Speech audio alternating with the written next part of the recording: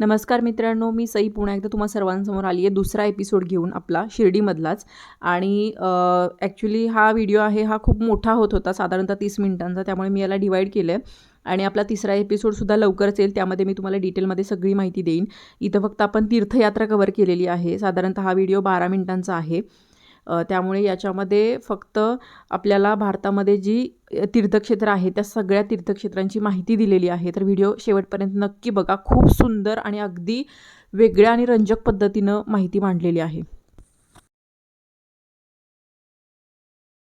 आपण आता इथं बसलेलो आहोत.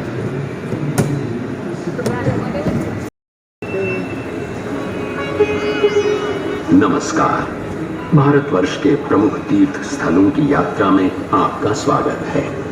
आज हम उन अद्भुत मंदिरों का दर्शन करने जा रहे हैं जिनका निर्माण आज से सदियों पहले हमारे पूर्वजों ने किया था। तो आइए इस यात्रा का प्रारंभ महानगरी मुंबई से करते हैं। पूरे देश से यहाँ लोग आते हैं और ये नगरी किसी को नाराज नहीं करती। गेटवे ऑफ इंडिया, भारत का ये प्रवेश द्वार इस समुद्र के तट पर 100 से भी ज्यादा सालों से खड़ा है।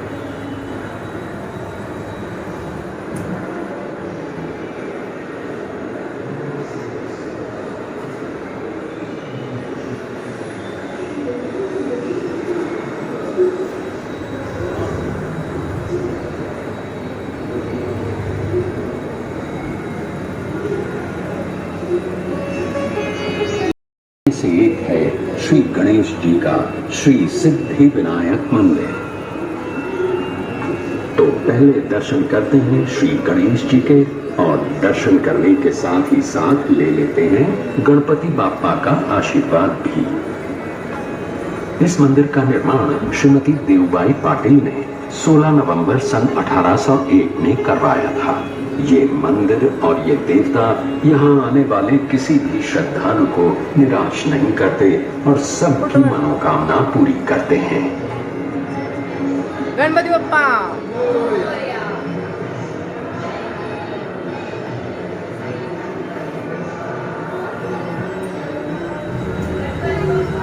मोरया।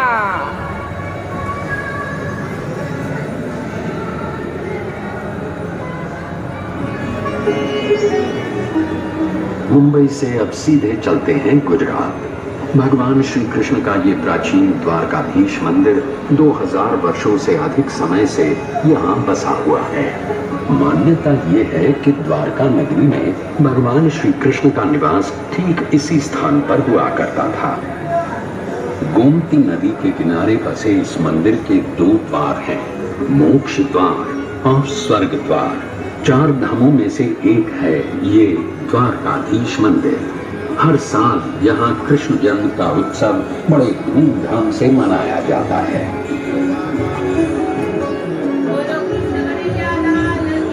जय।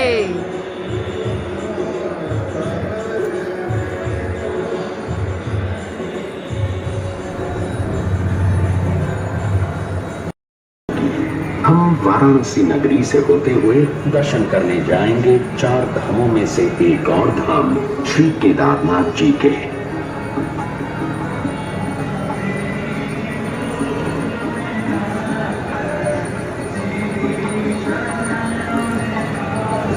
केदारनाथ शिव जी का मंदिर है। इसे खुद पांडवों ने बसाया था ऐसा माना जाता है। आज का जो मंदिर है उसकी रचना 1200 साल पुरानी है। इस मंदिर के द्वार हर साल केवल अक्षय तृतीया से कार्तिक पूर्णिमा तक यानी लगभग 6 महीने खुले रहते हैं।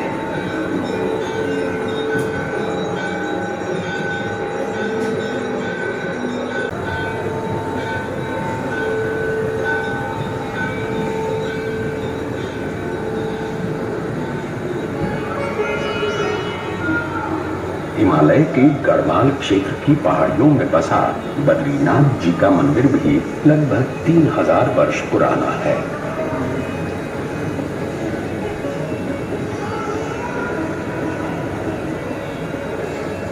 भगवान विष्णु के इस मंदिर का उल्लेख महाभारत, भागवत पुराण, पद्म पुराण इन सभी ग्रंथों में पाया जाता है। तो आइए दर्शन करते हैं श्री बद्रीनाथ जी के।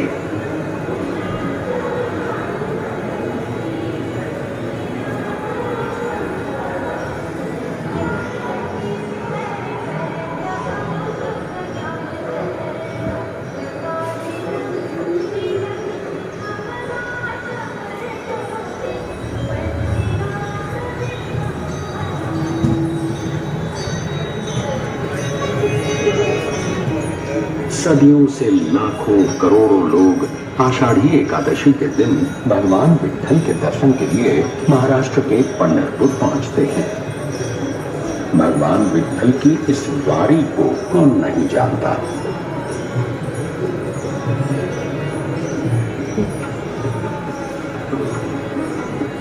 आठ 800 साल पुराना ये मंदिर भक्त पुंडलिक की भक्ति का प्रमाण भी है और महाराष्ट्र की संत परंपरा का आधार भी।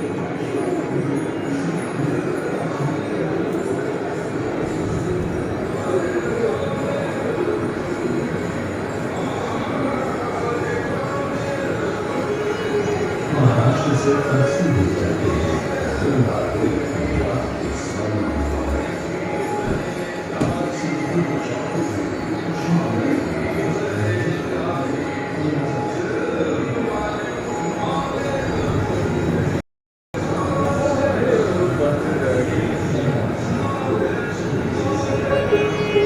महाराष्ट्र से अब सीधे चलते हैं जिंदा दिल पंजाब के स्वर्ण मंदिर में।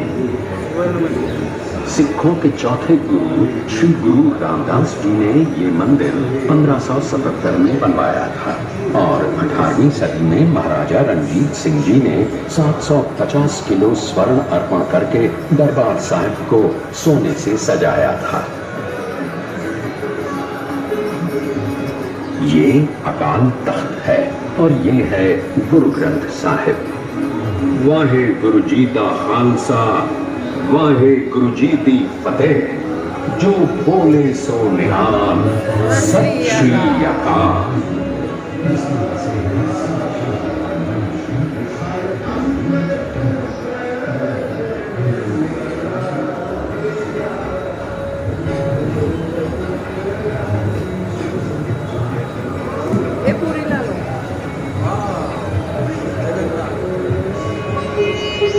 हमारा अगला पड़ाव है पुरी का जगन्नाथ मंदिर, जिसमें बसे हैं साक्षात भगवान श्री कृष्ण यानी जगन्नाथ, बलभद्र यानी बलराम और सुभद्रा। भगवान जगन्नाथ का ये मंदिर सुप्रसिद्ध 4 धामों में से एक है और 4 धाम की यात्रा की शुरुआत भी यहीं से की जाती है। सन 1174 में कलिंग देश के राजा अनंत वर्मा ने इस मंदिर का निर्माण करवाया था और तब से भगवान जगन्नाथ की रथ यात्रा पूरे विश्व में विख्यात है।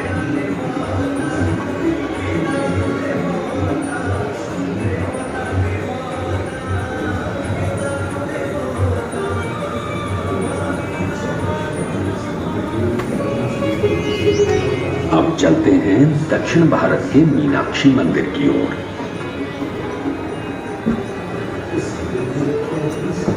मीनाक्षी जो देवी पार्वती का रूप है, उनके मंदिर का ये 1000 स्तंभों का दालान है। 2500 वर्ष पुराने इस मंदिर के 50 मीटर ऊंचे 14 गोपुरम वास्तुशिल्प के सौंदर्य का प्रतीक हैं। इस मंदिर में 33,000 मूर्तियां हैं और यहाँ दर्शन के लिए रोज 15,000 से भी अधिक भक्त आते हैं।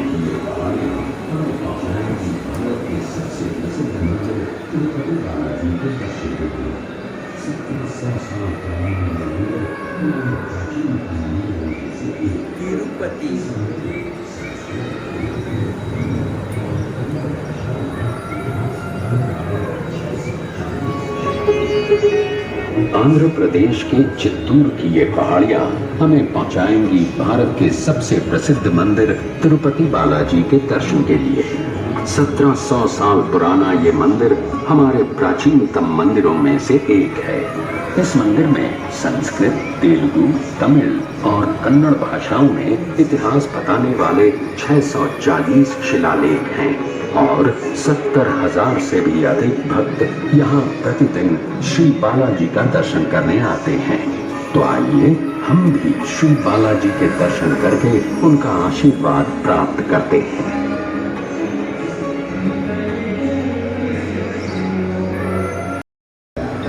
तुलसी समाप्त करने से पहले चलते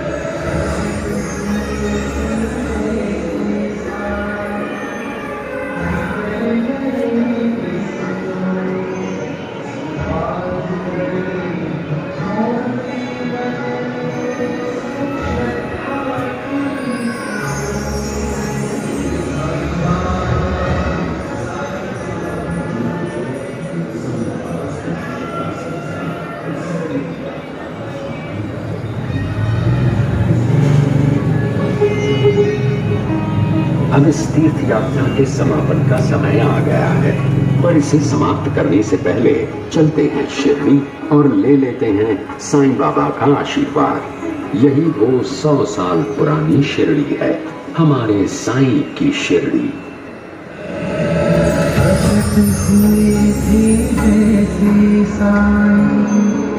निकल गए किसने बांध गए के मन में श्रद्धा की